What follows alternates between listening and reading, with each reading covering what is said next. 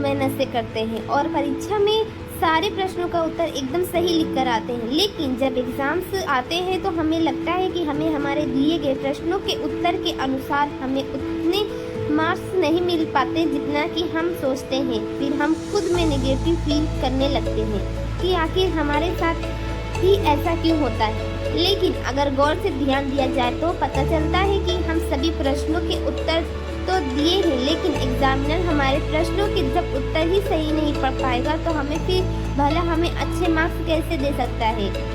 यानी हम जितना पढ़ते हैं उसका इम्प्रेशन तो बोलकर या बताकर दिया जा सकता है, लेकिन एग्जाम में हमारे लिखे हुए प्रश्नों के उत्तर ही हमारे रिजल्ट का आधार बनते हैं। ऐसे में जरा सोचिए, जिस किसी का लिखावट साफ, स्वच्छ और सुंदर राइटिंग में हो तो उससे ही ज़्यादा मार्क्स मिलने के चांस होते हैं। ऐसे में हमारे रिजल्ट कहीं ना कहीं हमारी लिखावट पर भी निर्भर करती है। तो चलिए, हम सभी जानते हैं कि कैसे अपने लिखावट को सुंदर बना सकते हैं, अपनी हैंडराइटिंग को स्वच्छ और सुंदर बना सकते हैं। अगर आपकी हैंडराइटिंग स्वच्छ और सुंदर होती है तो आप लोगों के बीच में एक अच्छा इंप्रेशन बना सकते हैं, लेकिन अगर आप हैंडराइटिंग लिखने में उतना अच्छा नहीं होता है और अपने अंदर से ही खुद को कमी में दिखाई देती भी महसूस होता है, लेकिन यार आप चाहते हैं कि आपकी हैंडराइटिंग अच्छी हो जाए तो आपकी कोशिश से हैंडराइटिंग स्वच्छ और सुंदर भी बनाया जा सकता है।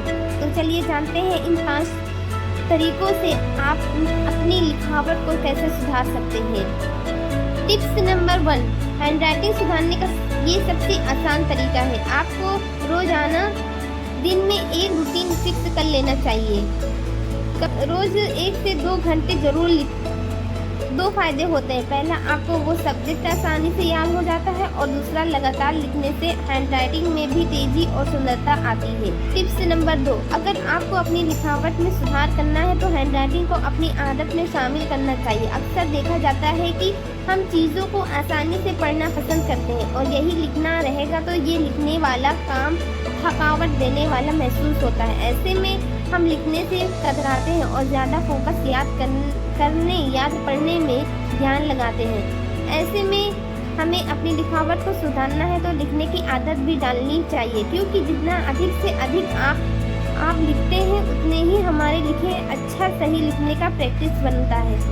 टिप्स नंबर 3, अक्सर देखा जाता है कि सब्जेक्ट को पूरा करने के लिए हम जल्दी लिखना पसंद करते हैं, जिससे कुछ अक्षर सही तरीके से पूरे भी नहीं लिखे जाते हैं और कुछ अक्षर पढ़ने में भी समझ में नहीं आते हैं। इसलिए कभी भी जब हमारी हैंडराइटिंग अच्छी नहीं हो तो थोड़ा स्लो भी लिख सकते हैं, जिससे हमारे लिए हुए अक्षर साफ और सुंदर दिखते हैं। और जल्दबाजी करने की वजह से कई बार शब्दों में गलतियाँ भी हो जाती है, जिससे हमारा वाक्य भी अधूरा रह जाता है। इसलिए लिखने में जल्दबाजी के बजाय शब्दों पर ध्यान फोकस करके लिखना बेहतर होता है। टिप्स नंबर 4, जब हम लिखते हैं तो जल्दबाजी के चक्कर में कुछ अक्षर बड़े बना जाते हैं, तो कभी कभी एकदम इतने आपस में नज़दीक से लिख जाते हैं कि उनका अर्थ भी समझ में नहीं आता। इसलिए अक्षर को एक साइज में और निश्चित 2 शब्दों के बीच की दूरी को ध्यान में रखते हुए लिखना हमेशा सुंदर लिखावट की पहचान होती है। Tips number 5,